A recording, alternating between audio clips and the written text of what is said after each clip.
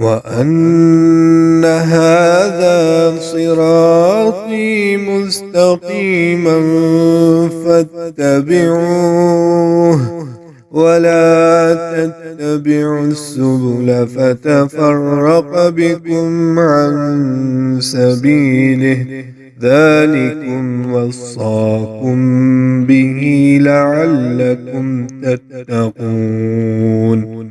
أعوذ بالله من الشيطان الرجيم. بسم الله الرحمن الرحيم. الحمد للہ رب العالمین والصلاة والسلام علی سید المرسلین اما بعد۔ ایک بھائی اپنے سوال میں لکھتے ہیں کہ ہمارے والد صاحب فوت ہو چکے ہیں اور ہماری والدہ والد صاحب کی جائیداد کو تقسیم کرنا چاہتی ہیں، لیکن ہم ایسا نہیں چاہتے۔ اس کی وجہ یہ ہے کہ والد صاحب کا چھوڑا ہوا مکان اگر بیچ دیا جائے تو اس کی قیمت میں سے کوئی بھی بھائی اپنا الگ سے مکان نہیں بنا سکتا، اس لیے ہم چاہتے ہیں کہ مکان اسی حالت میں رہے، لیکن والدہ یہ چاہتی ہیں کہ اسے تقسیم کر دیا جائے۔ تو شریعت اس معاملے میں کیا رہنمائی کرتی ہے؟ تو گزارش یہ ہے کہ جب کوئی فوت ہو جائے تو سب سے پہلے اس کا قرض ادا کرنا چاہیے، اس کے بعد اس کے چھوڑے ہوئے مال کو اس کے وارثوں میں تقسیم کرنے کے سلسلے میں جلدی کرنی چاہیے اور اس معاملے میں تاخیر سے گریز کرنا چاہیے، کیونکہ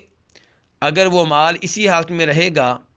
تو اس سے کوئی ایک فائدہ اٹھائے گا، دو فائدہ اٹھائیں گے، جب کہ یہ مال سب وارثوں کا ہے۔ تو چند وارث فائدہ اٹھائیں اور باقی سہولت سے محروم رہیں تو یہ ان کے اوپر ظلم ہے جو روز قیامت بوجھ بن جائے گا۔ عام طور پہ یہ ہوتا ہے کہ کوئی فوت ہو جاتا ہے تو اس کا چھوڑا ہوا مکان اس کے بیٹوں میں سے کوئی ایک استعمال کرتا رہتا ہے، اس کی گاڑی کوئی ایک بیٹا استعمال کرتا ہے اور دیگر بیٹے اور بیٹیاں اس سہولت سے محروم رہتے ہیں، اور یہ درست نہیں ہے۔ اب یہ مال تمام وارثوں کا ہے، تمام وارثوں کا اس میں حصہ ہے، اس لیے اس کی تقسیم میں بلا وجہ تاخیر کرنا مناسب نہیں ہے، الا یہ کہ تمام وارث یہ چاہتے ہوں کہ اس جائیداد کو اسی حالت میں رہنے دیا جائے اور اس میں سے آنے والے کرائے سے سب کو ان کا حصہ دے دیا جائے۔ مثال کے طور پہ فوت ہونے والے نے ایک فیکٹری چھوڑی ہے اور وارث یہ سمجھتے ہیں کہ اسے تقسیم کریں گے تو ہم سب کا نقصان ہوگا، اس لیے اسے اسی حالت میں رہنے دیتے ہیں اور جس قدر کسی کا وراثت میں حصہ ہے اسی حساب سے اسے اس فیکٹری میں سے ماہانہ طور پہ یا سالانہ طور پہ منافع ملتا رہے گا، تو اس اتفاق میں کوئی حرج نہیں ہے۔ لیکن اگر وارثوں میں سے کوئی ایک یہ چاہتا ہے کہ اس فیکٹری کو بیچا جائے اور سب کو ان کا حصہ دیا جائے، یا مکان کو بیچا جائے اور سب کو ان کا حصہ دیا جائے، تو پھر مکان بیچنے میں یا فیکٹری بیچنے میں تاخیر کرنا مناسب نہیں ہوگا۔ البتہ اس فیکٹری کو انہی وارثوں میں سے کوئی ایک خرید سکتا ہے، یا دو مل کر خرید سکتے ہیں، تین مل کر خرید سکتے ہیں، اور مکان کی بھی یہی صورتحال ہے اور گاڑی کا بھی یہی معاملہ ہے۔ عام طور پہ جو کچھ پاک و ہند میں ہو رہا ہے وہ شریعت کے خلاف ہے۔ ایک بیٹا یا ایک بیٹی والد کی جائیداد پہ قبضہ کر کے بیٹھ جاتی ہے اور اس سے فائدہ اٹھاتی ہے، رہائش اختیار کر لیتے ہیں،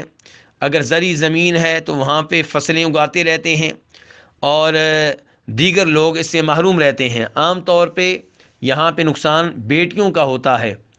انہیں اگر کوئی جائیداد دی جائے، اگر انہیں ان کا حصہ وراثت میں سے دیا جائے تو 5 سال کے بعد، 10 سال کے بعد، 15 سال کے بعد دیا جاتا ہے۔